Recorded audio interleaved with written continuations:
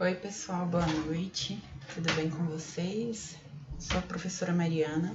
Esse semestre vocês vão ter aula comigo de análise sensorial de alimentos. Análise sensorial de alimentos é um assunto que eu gosto muito. Infelizmente a gente está tendo aula nesse formato, né? Não presencial, mas eu espero que vocês possam se apaixonar pelo assunto tanto quanto eu. Eu trabalhei com análise sensorial na minha especialização, no meu mestrado, no meu doutorado. Então é um assunto que eu gosto bastante e que para quem curte sempre tem coisas novas, é uma área que está em expansão, que se desenvolve muito rapidamente. Então, cara, quase anualmente surgem novos métodos, novas ferramentas de análise sensorial, e eu espero ao final do semestre vê-los bem estimulados, bem animados com a análise sensorial, tá bem? Então, qual o objetivo da nossa disciplina, né? Conhecer o desenvolvimento da análise sensorial como ciência e como ferramenta de asseguração da qualidade. Então, a análise sensorial é uma ferramenta de qualidade, tá? Conhecer os métodos e as suas aplicações, então os tipos de testes sensoriais e as suas aplicações, e aprender a planejar pesquisas de análise sensorial. Então vocês, enquanto estudantes de gastronomia, vocês podem desenvolver pesquisas de análise sensoriais com diferentes objetivos, desde saber a aceitação de um prato até saber às vezes qual é o perfil sensorial daquele prato, quais são os atributos sensoriais que aquele prato tem, ou se eu mudo o ingrediente, qual é o impacto químico ou sensorial que é na percepção dos clientes. E havendo esse impacto, essa percepção, isso interfere na aceitação do produto, sim ou não? Então, ao final da disciplina, vocês vão ser capazes de saber, para cada uma dessas perguntas que eu acabei de fazer, qual é o método, qual o teste sensorial, qual o tipo de análise que a gente utiliza, tá bem? Então, a gente vai começar a disciplina fazendo uma introdução ao assunto. Depois a gente vai conversar sobre os pré-requisitos para os testes sensoriais. Aí a gente vai falar sobre os métodos sensoriais, os tipos de testes. E aí a gente fala um pouco sobre a análise de dados e a apresentação dos resultados. Tá? Como que a gente apresenta o resultado final, como que a gente interpreta os resultados que a gente obtém com os testes, os métodos sensoriais, ok? Bem, o nosso curso ele tem 48 horas, sendo 40 aulas presenciais, que não vão ser presenciais, vão ser por aqui, e 8 horas de atividade à distância, que vai ser provavelmente alguma leitura de texto, a assistir algum vídeo, enfim.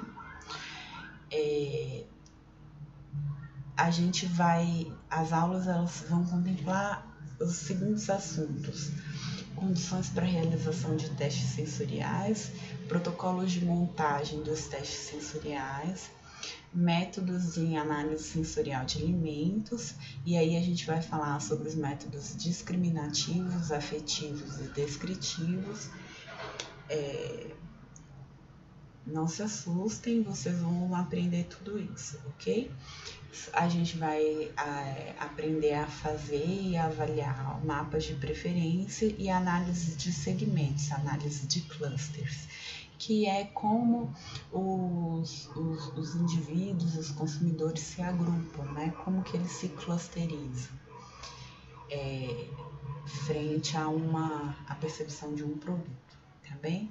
Nós vamos utilizar principalmente aulas assíncronas, tá? Aulas gravadas.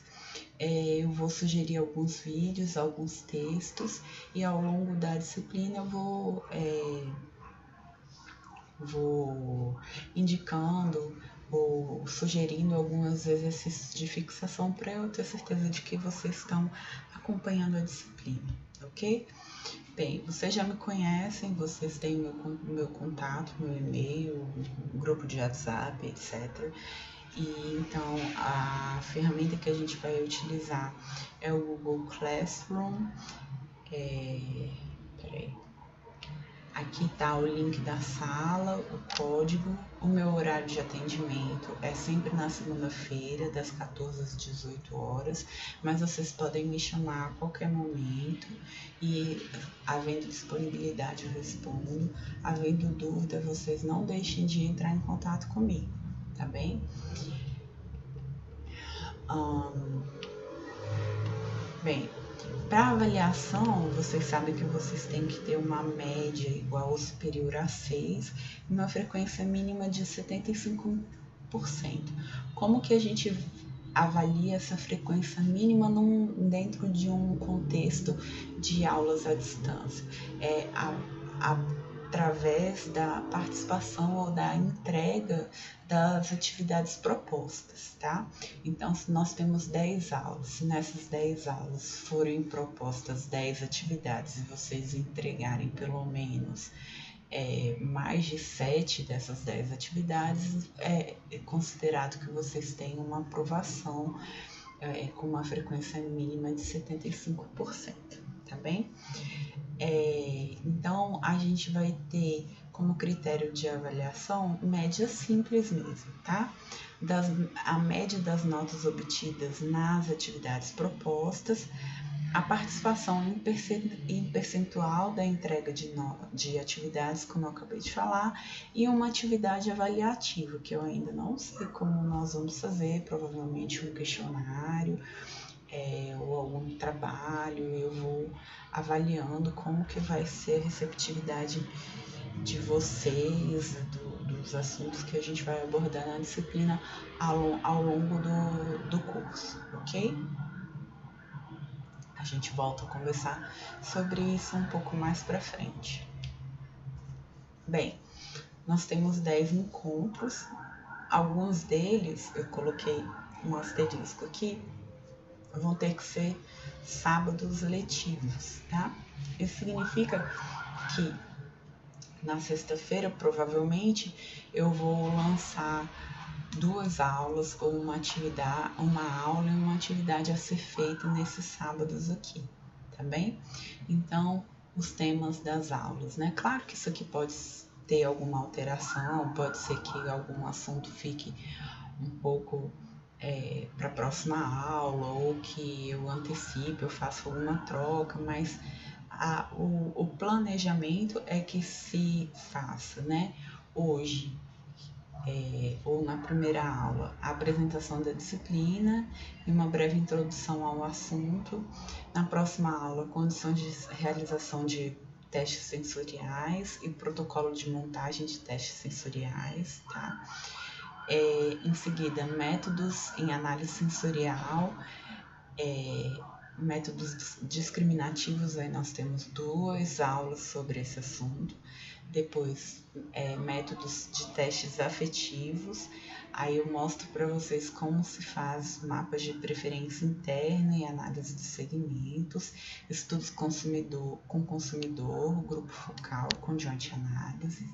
Depois, métodos em análise sensorial de elementos 2, que são os métodos descritivos e análise descritiva quantitativa, que é a ADQ. Aí a gente fala brevemente sobre análise multivariada de dados, mapa de preferência externo estendido. E na última aula é uma aula em que eu apresento outros testes sensoriais, então limiar de detecção, Shareholder Apply e outros testes, tá? Essa disciplina ela tem muita estatística, tem muita conta, mas eu vou tentar passar para vocês da forma mais tranquila possível, tá? Então a ideia é que vocês entendam mais assim qual o objetivo do teste, qual a ferramenta que utiliza, como se faz, qual é o produto final, né? Se é um mapa, se é uma tabela, como se interpreta esse produto final. E eu vou focar nisso e não como rodar as análises nos softwares de estatística, ok? Até porque, assim, se vocês precisarem um dia rodar, vocês vão atrás de tutorial no YouTube, vocês vão ter que pesquisar mesmo. Então não adianta eu ficar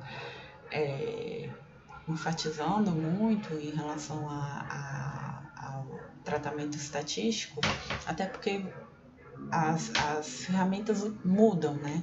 Então, quando eu fiz o meu mestrado, a gente utilizava somente o XLStat. Na época do doutorado, o Excel já sofreu atualizações e já foi possível fazer 90% do que eu precisava fazer em um outro software no Excel.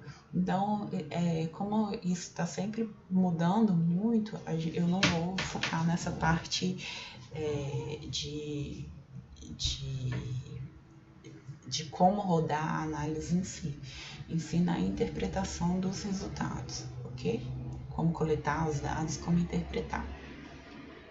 Bem, aqui eu já passei para vocês o meu contato, tá aqui o link da sala, o código para que vocês acessem a sala no Google Classroom. Havendo dúvida, vocês podem deixar lá comentário. Às vezes eu demoro um pouco a responder, mas eu respondo, tá bom? Em relação a prazos de entrega, de atividade, etc e tal, bem, vocês já me conhecem, né? Semestre passado eu dei aula para vocês. Então, eu não me preocupo muito se vocês estão entregando dentro do prazo ou não. O prazo está lá mais a título de organização de vocês, porque se vocês deixarem tudo acumular para o final do semestre, para o final do mês ou para perto do Natal, é pior para vocês, né?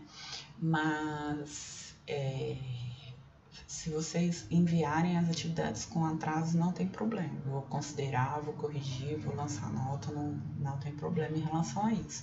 Eu sei que a gente está numa situação muito peculiar, né? Numa situação muito atípica, que nós temos que ser resilientes, pacientes uns com os outros, né? Vocês têm sido muito pacientes comigo, com as situações, as dificuldades em que eu e a minha família estamos enfrentando.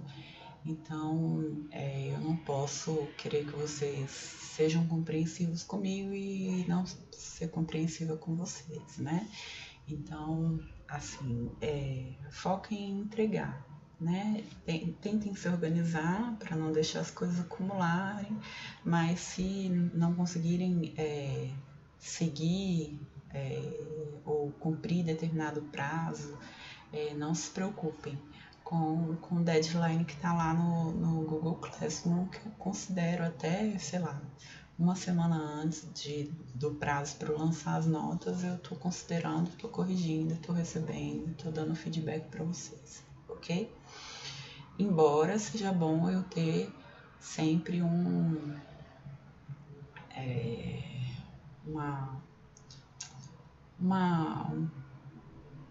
algum instrumento para eu ir avaliando vocês, para eu saber se vocês estão acompanhando ou não as aulas, enfim.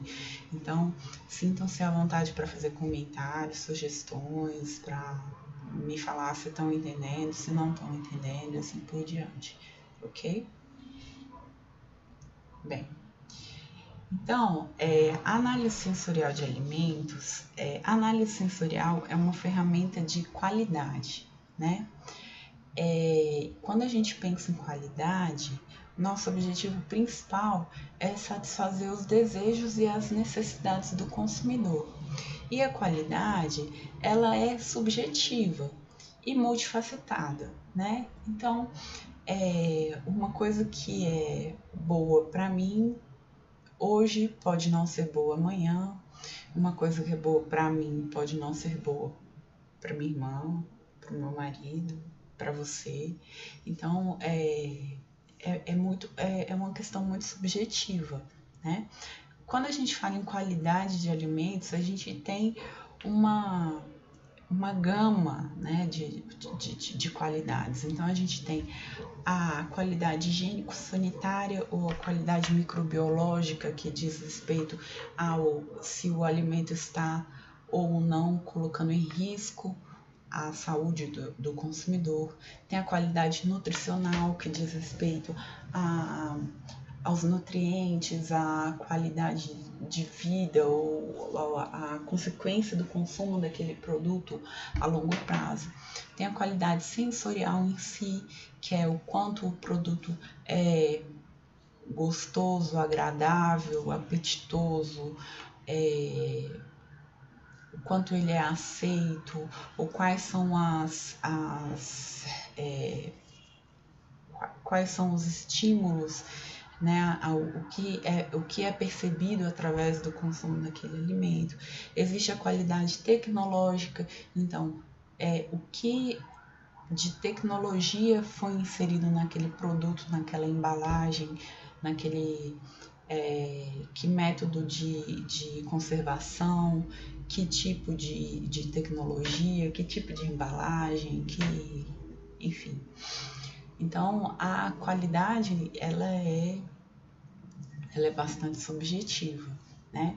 Quando a gente fala de um alimento, todas essas faces, né? Todos esses aspectos da qualidade, eles se misturam.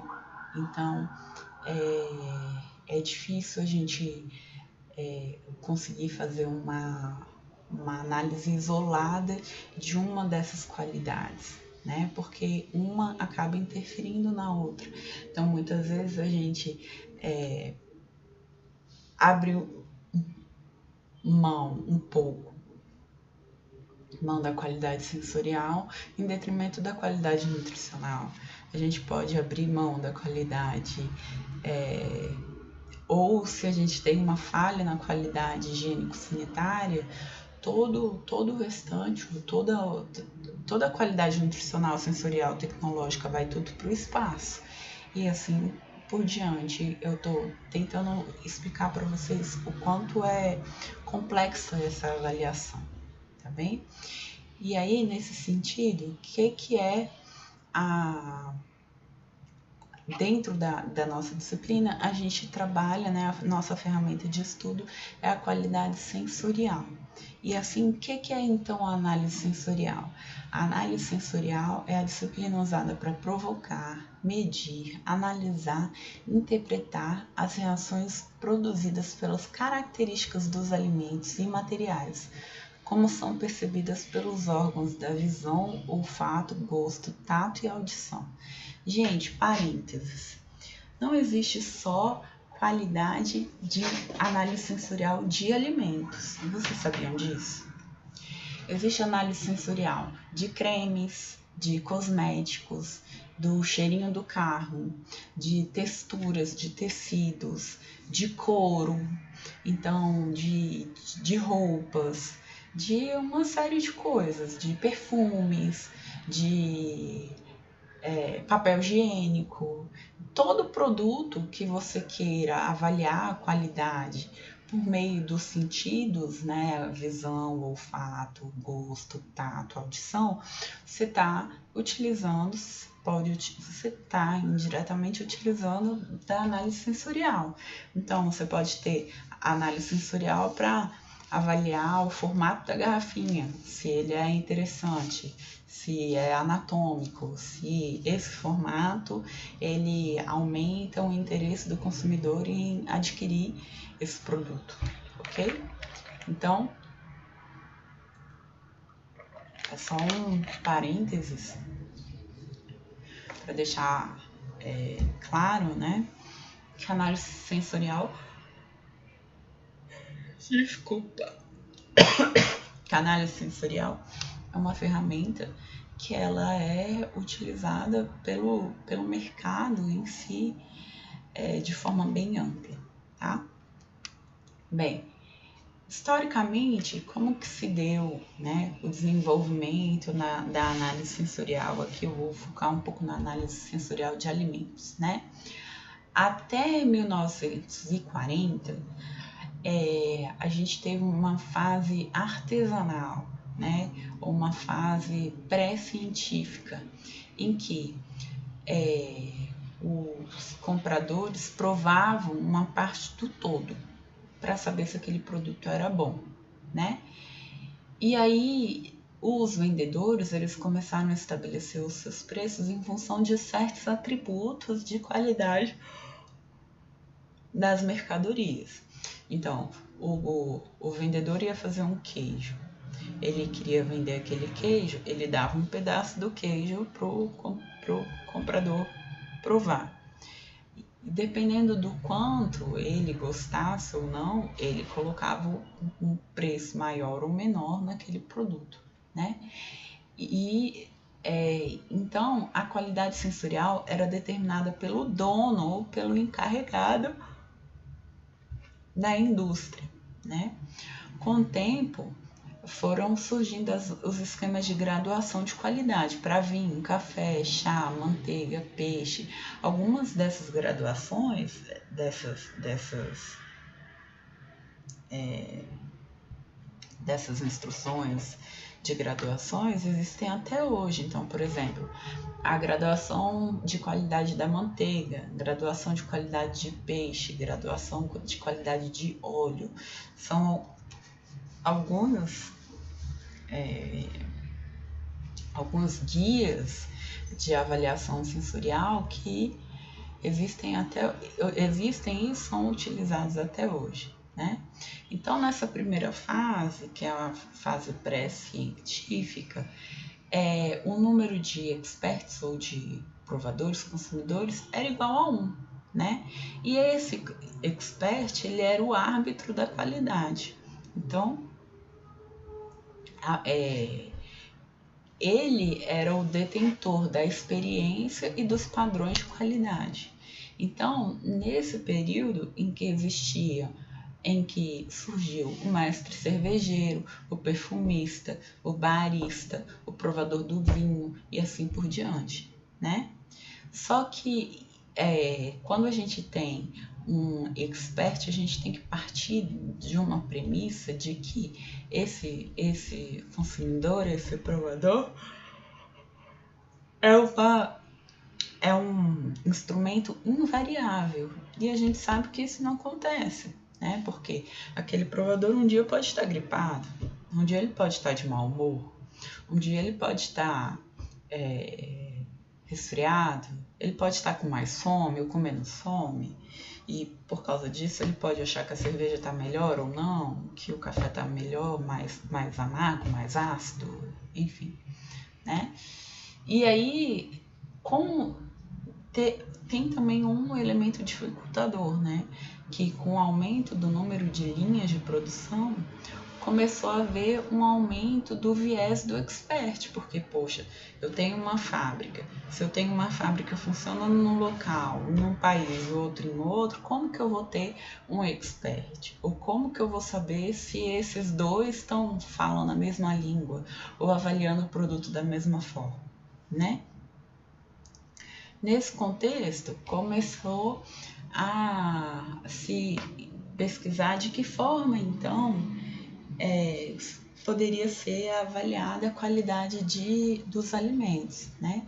E aí entrou-se numa segunda fase, numa fase mais científica, que é em que houve uma expansão da indústria de alimentos.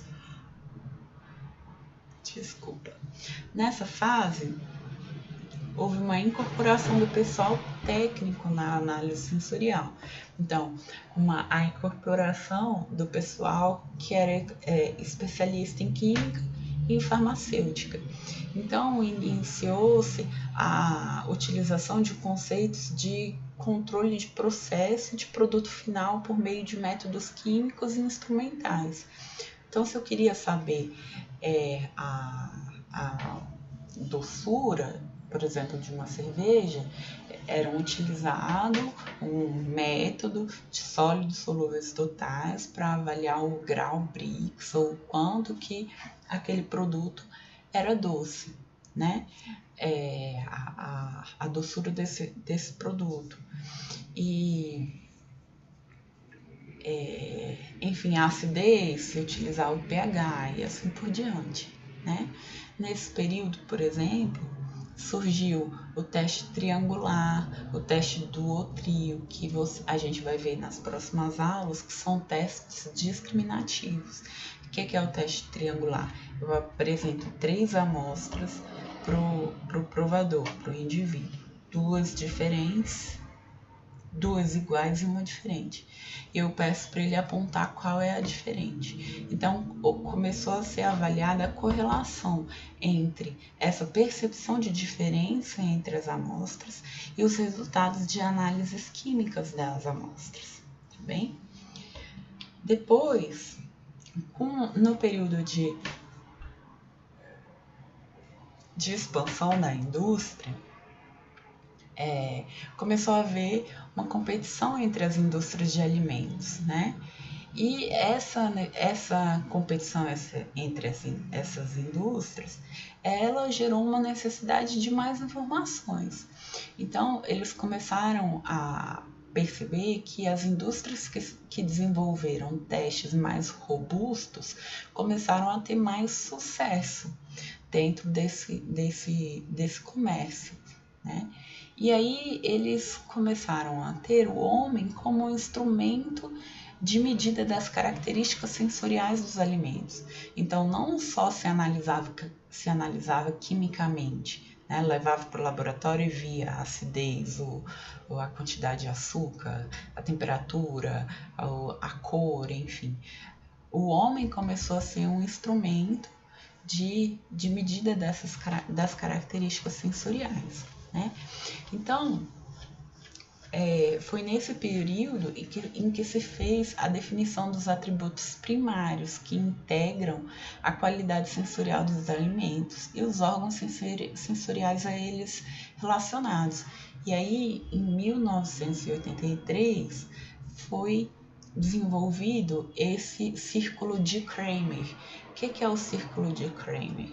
Bem, como que a gente utiliza os sentidos para avaliar um produto. Então, por exemplo, a partir da aparência, a gente avalia. O que é avaliado, né?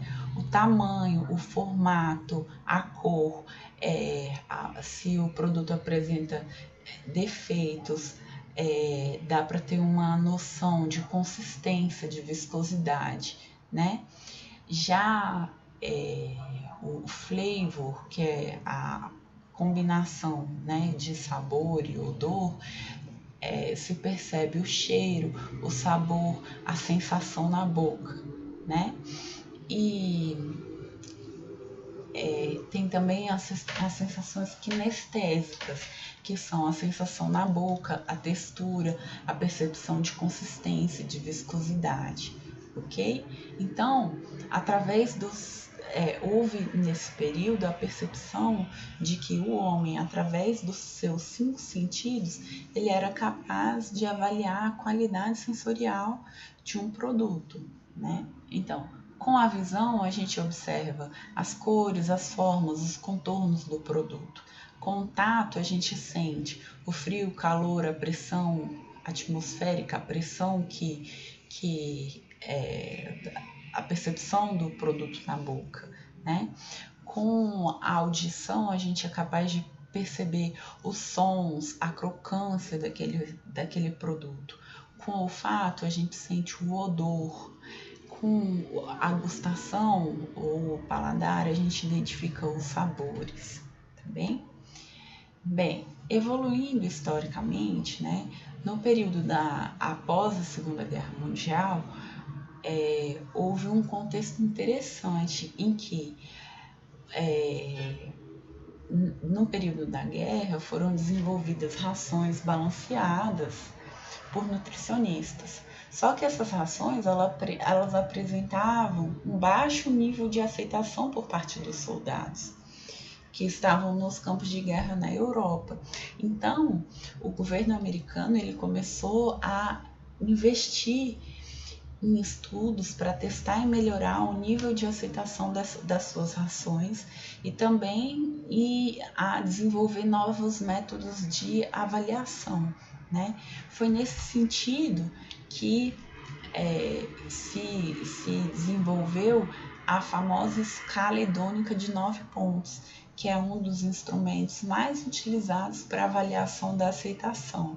A escala hedônica ela varia de desgostei extremamente a gostei extremamente, e no meio dela tem não gostei nem desgostei. Então, desgostei extremamente, desgostei muito, desgostei moderadamente, desgostei levemente, ou como é, gente? Não é levemente que a gente traduz em português, não.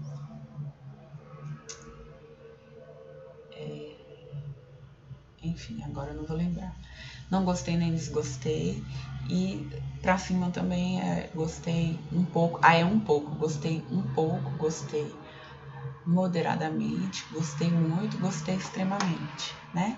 E aí, a partir disso, existem outras escalas que podem ser desenvolvidas, né? Que foram desenvolvidas e que a gente vai estudar na aula de testes afetivos, tá bem? Bem, ainda nesse período de pós-guerra, foram desenvolvidos ou iniciou-se a avaliação de estudos de fatores que interferem na rejeição de produtos. Então, começaram a perceber que a aceitação, a etnia, os hábitos regionais, os tabus alimentares, tudo isso influenciava na percepção, né? Um dos programas, por exemplo, foi da fome na guerra, em que estava relacionada a essa baixa aceitação das rações por parte dos militares, né? E a indústria de alimento deu o suporte técnico nesse período de necessidade de desenvolvimento desses estudos de aceitação. A partir daí, a gente entra no quarto período, ou nesse período atual, né, após 1970, em que se começa a ter a consciência de que a qualidade sensorial de um alimento é resultado da interação entre o alimento e o homem, e que essa interação varia de pessoa a pessoa em função das diferenças em experiência, expectativa, grupo étnico, preferência, entre outras coisas, né? Então, a gente tem o alimento com as suas características físicas, com as suas propriedades físicas e estruturais, com as suas propriedades físicas, que tem uma qualidade e a gente tem o homem com as suas condições fisiológicas, com as suas condições psicológicas e com as suas condições sociológicas e étnicas. E a gente tem os fatores ambientais influenciando externamente. Quando a gente tem a interação do homem com o alimento, levando em consideração, né, esses fatores relativos ao alimento e ao homem, a gente tem como resultado a qualidade sensorial, tá? Ou seja, a qualidade sensorial ela é resultado, né, da percepção de aroma, da aparência, do toque, do sabor, do som, mas também ela tem uma questão relacionada às preferências, memórias, atenção, aspectos sociológicos, étnicos, emocionais do homem em si. Então a gente vê que depois desse período, né, atualmente a gente tem a percepção, a qualidade sensorial sendo resultado de todos esses aspectos, tá? Ainda após 1970, a gente tem a normatização da forma e condições de realização da análise sensorial, que é o tema da nossa próxima aula, bem como o tratamento estatístico dos dados obtidos. e também o desenvolvimento de pesquisas básicas na área de fisiologia, neurociência, psicologia, sociologia, que influenciam na percepção sensorial. Então, a partir dessa fase, a gente começou a ter informações de que existe o córtex visual, o córtex gustativo, o córtex somatosensorial, o córtex vestibular, o córtex olfatório e o córtex auditivo. E a percepção do alimento envolve todos esses órgãos, ou organismos, ou todos esses enfim, todos esses elementos, ok? E aí a gente tem, hoje em dia, a consciência, né, a percepção de que o processo sensorial, ele é influenciado, ele é produto das características do alimento, do processamento desse alimento, tanto o processamento biológico como fisiológico, da percepção do alimento, sendo que essa percepção do alimento, ela sofre influência de elementos internos e externos, como hormônios, nutrientes, pelo o desenvolvimento, a experiência, o ambiente em que o consumidor está. E tudo isso faz parte dessa percepção do processo sensorial. E essa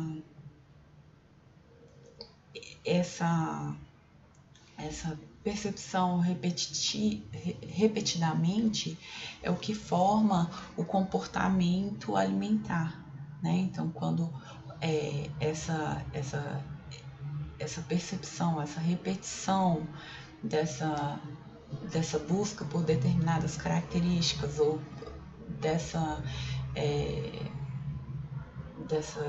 desse hábito por sentir determinada percepção, né, por sentir determinado atributo, por exemplo, um gosto doce, ou essa influência repetida vai fazendo a formação do hábito alimentar, do comportamento alimentar, ok?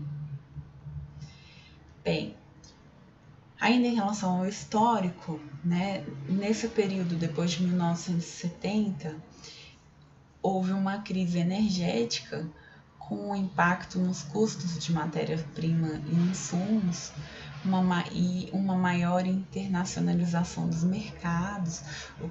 Houve também o desenvolvimento de pesquisas de adoçantes, em função também do aumento da obesidade. Nesse sentido, iniciou-se isso contribuiu para o desenvolvimento de novos tipos de estudos, né? Então, estudos de análise de tempo e intensidade, que avaliam por quanto tempo você fica sentindo determinado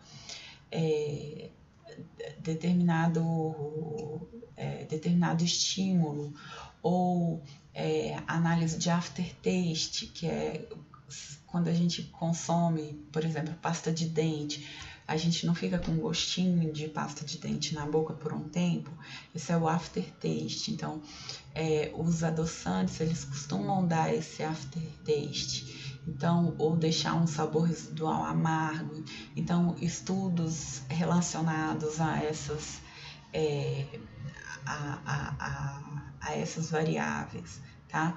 O desenvolvimento de novas técnicas para se avaliar esses novos produtos, né? Tudo isso resultou em inovação, em avanços contínuos em análise sensorial. Esses avanços, a gente tem, por exemplo, estudos de análise descritiva de produtos. Então, que é a análise descritiva? É você pegar um produto, levantar quais são as características desse produto, qual a intensidade de cada uma dessas características e depois correlacionar essas características à aceitação do produto. Então, por exemplo, você pode ter como resultado que determinado produto, vamos supor, um milkshake, ele tem como uma das características a presença de partículas de ovo maltine, sei lá, de crocância. Você pode dar uma intensidade para essa percepção de crocância, de muito intenso, moderado, pouco intenso, e você pode estudar qual é a crocância ideal para o seu produto, ou qual que tem uma melhor aceitação por parte do consumidor, concorda? Que se você deixa com pouco ovo maltine ou pouca crocância, o consumidor ele pode achar que nem tem ovo maltine aqui, né? Ou se deixa com muito, também pode ficar muito doce, muito enjoativo, ou ele deixa de achar que está consumindo um milkshake e começa a pensar que está comendo uma farofa dentro misturada num sorvete. Então, qual é a quantidade ideal de partículas de ovo maltine para cada 500 ml, para cada 100 ml de sorvete, para qual proporção de leite. Então, isso é um estudo de atributo, né? Então, por exemplo, aqui eu coloquei para vocês uma tabela com exemplos de descritores para cookies. Então, atributos de superfície. A gente tem granulosidade. Então, ele varia de liso a granuloso. Partículas, de nenhum para muito, de oleosidade, de seco a oleoso. Então, a superfície do cookie como ela é. Ela é seca, ela é oleosa, ela é lisa, ela é granulosa, ela tem muitas partículas ou ela não tem nenhuma partícula, né? Há atributos de primeira mordida, como é a fraturabilidade. Quando você morde, ele quebra todo ou não, ele é mais duro, né? Ele quebra menos, certo? Como é a dureza? Ele é mais duro ou ele é menos duro, mais macio? Como é o tamanho da partícula? Quando você morde, formam partículas grandes ou esmigalha e formam partículas pequenininhas, né? Na primeira mastigação, como é a densidade? O produto é aerado ou é um produto denso? Como é a uniformidade da mastigação? É pouco uniforme ou muito uniforme? E assim por diante, tá? O produto é muito suarilento, pouco suarilento, adesividade nos dentes, isso eu adoro, né? É um atributo que eu acho engraçado, porque realmente tem coisa que a gente come que gruda no dente, né? Tipo balinha sete belo, gruda no dente. E tem coisa que não tem essa adesividade nos dentes, né? Então são atributos que quando se realiza um teste, isso não é com uma pessoa. Você pega um grupo, treina aquele grupo para que esse grupo prove as amostras disponíveis, defina qual a intensidade desses atributos. E aí depois, com esses atributos definidos, você pega um outro grupo, aplica um teste de aceitação e aí você vai ver qual dos cookies ou qual dos biscoitos teve uma maior aceitação. Foi o cookie Z. Beleza, o cookie Z, ele tem quais atributos, em qual intensidade? Então se eu quero desenvolver um novo produto, eu sei que esse grupo, ele prefere cookies com essas características, então eu vou buscar desenvolver essas características e minimizar as características que o grupo não gosta. Deu para entender mais ou menos? Bem, ainda falando em inovação, né? Hoje em dia já existem softwares para coleta de dados, softwares para análise de dados, para construção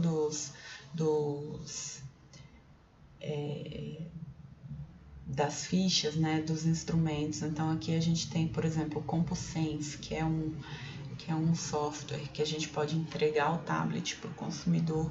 E aí tem aqui, ó, doçura, de nenhuma a muito intensa. E aí o consumidor prova a amostra 765 e marca aqui o quão doce é a amostra, quão salgado é a amostra, enfim. Ok? Existem hoje em dia análises de ambiente, que a gente vai falar na aula que vem. Então você pode entregar um óculos de realidade virtual pro consumidor e dar para ele determinado produto para ele provar, um suco, uma cerveja, e ver se aquele ambiente faz com que ele aceite mais ou menos determinado produto.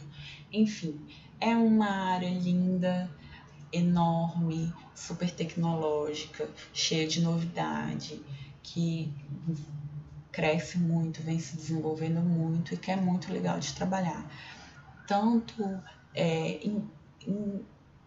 e que é possível trabalhar em todos os níveis que se deseja, tanto ali no desenvolvimento da sua receita, do seu produto, como de forma mais intensa, científica. Enfim, eu tenho uma amiga de doutorado que ela está fazendo o perfil descritivo, o perfil descritivo de cafés do Cerrado. Então ela tem vários cultivares de café e ela está fazendo todo esse levantamento dos atributos dos cafés, enfim, todo esse estudo. Então é uma área muito maravilhosa que eu gosto muito de trabalhar, tá bom? Eu espero que vocês gostem também, ok? Qualquer dúvida, gente, deixem aí comentários, eu tô aqui apta a recebê-los, tá bem? Um beijo, fiquem com Deus.